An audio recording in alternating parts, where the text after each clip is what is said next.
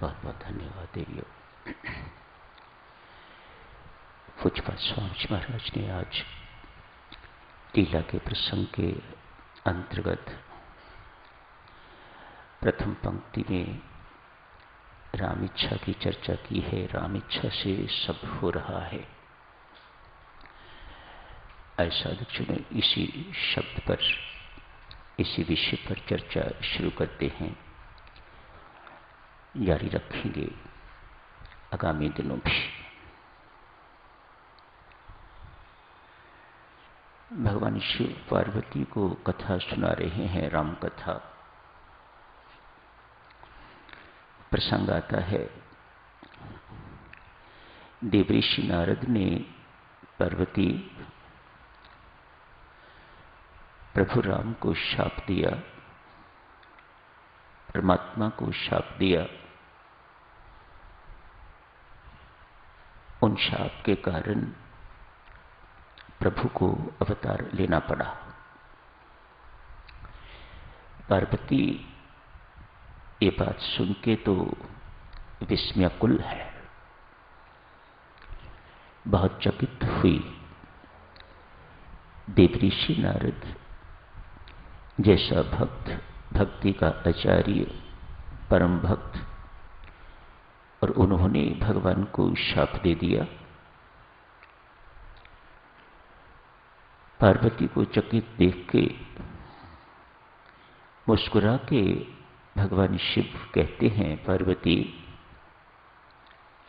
इस संसार में न कोई बुरा है न कोई अच्छा, न कोई ज्ञानी है न कोई मूर्ख अज्ञानी।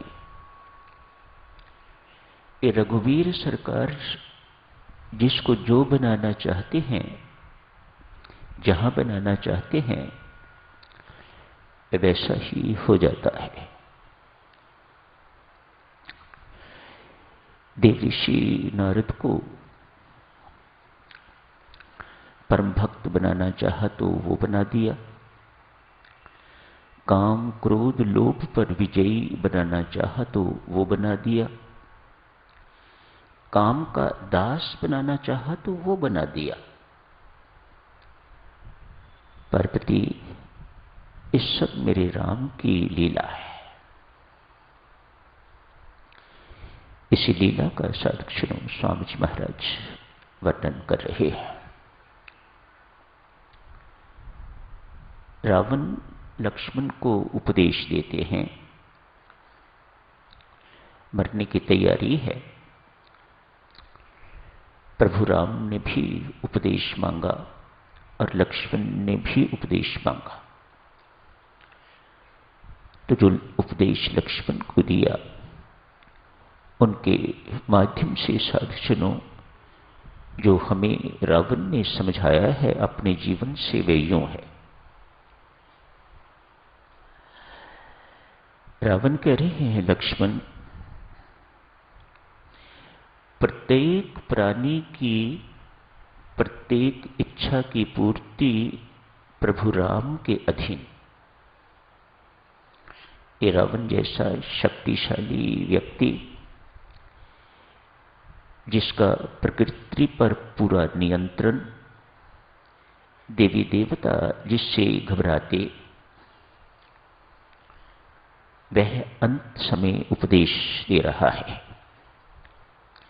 लक्ष्मण, प्रत्येक प्राणी की प्रत्येक इच्छा की पूर्ति राम जी के अधीन। वह जो चाहे वही होता है, कुछ विपरीत नहीं हो सकता।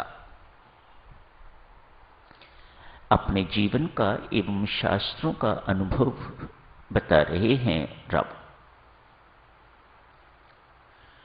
अतएव लक्ष्मण, बुद्धिमता इसी में है कि हम परमात्मा के उस यंत्री के,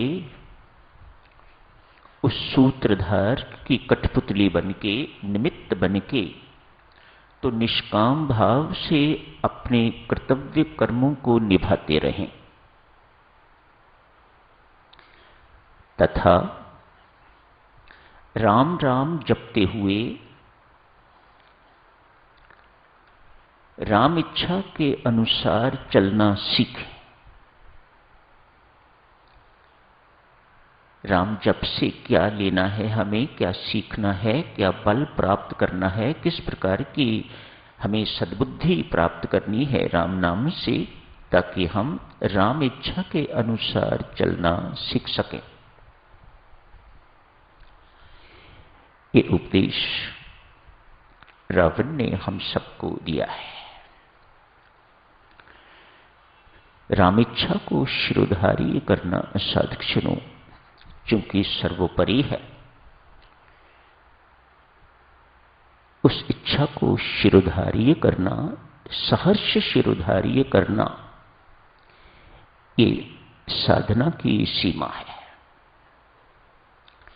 साधक जो चरम सीमा तक पहुंच चुका हुआ है वही ऐसा स्वीकार कर सकता है। सहर्ष स्वीकार, सहर्ष शिरोधार्य। सामान्यता जब ये बात चर्चित की जाती है तो बुद्धिजीवियों के मन में ये प्रश्न उठता है, यदि सब कुछ राम इच्छा से ही हो रहा है तो फिर हमें कर्मों का फल क्यों भोगना पड़ता है? ये बात, ये प्रश्न हम सबके दिमाग में आता है। संत महात्मा समझाते हैं, भाई लाखों करोड़ों में कोई एक विरला होगा जो इस बात को स्वीकार करता है कि जो कुछ इस संसार में घटित हो रहा है, जो हुआ है, जो होगा, वह सब राम की परम इच्छा से होगा, होता है, हुआ है। हम तो हर कर्म के कर्ता स्वयं हैं, तो फिर भोक्ता भी स्वयं। इसलिए जो हम करते हैं उसका भुगतान हमें ही भुगतना पड़ता है। जबकि यदि साधक ये स्वीकार करता है कि मैं मात्र निमित्त हूं, मैं उस यंत्री का मात्र यंत्र हूं, इसके अतिरिक्त और कुछ नहीं, जो कुछ मेरे ऊपर, औरों के ऊपर घटित हो रहा है वह सब परमात्मा की इच्छा के अनुसार हो रहा है, तो वह किसी कर्म का भी फल भोगता नहीं हुआ करता। ऐसी शास्त्र की घोषणा है और ये घोषणा सच्ची है, सत्य है। ये राम जी की परम इच्छा के अनुसार चलना साधकजनों एक ऐसा अमोघ, ऐसा अनमोल साधन है, शांत रहने का, सरल रहने का, निश्चिंत रहने का, निर्भय रहने का एवं आनंद मग्न रहने का। जिसको ये कला आ गई उसका जीवन सार्थक हो गया, सफल हो गया। देवियों सज्जनों, इसमें तो कोई संदेह नहीं किसी को भी। आप इसे सहर्ष स्वीकार करो या रो रो के स्वीकार करो, स्वीकार तो आपको उसकी परम इच्छा को करना ही होगा। समझदारी इसी में ही है कि रो रो के, किंतु परंतु करके स्वीकार ना करो, सहर्ष स्वीकार करना सीखो। परमेच्छा सर्वोपरि है। आप इसे होनी कहते हो, होनी बड़ी प्रबल है, परमात्मा की इच्छा बड़ी प्रबल है, प्रारब्ध बड़ी प्रबल है। अनेक सारे नामों से आप इस चीज को पुकारते हो। देखें साधकजनों कितनी प्रबल है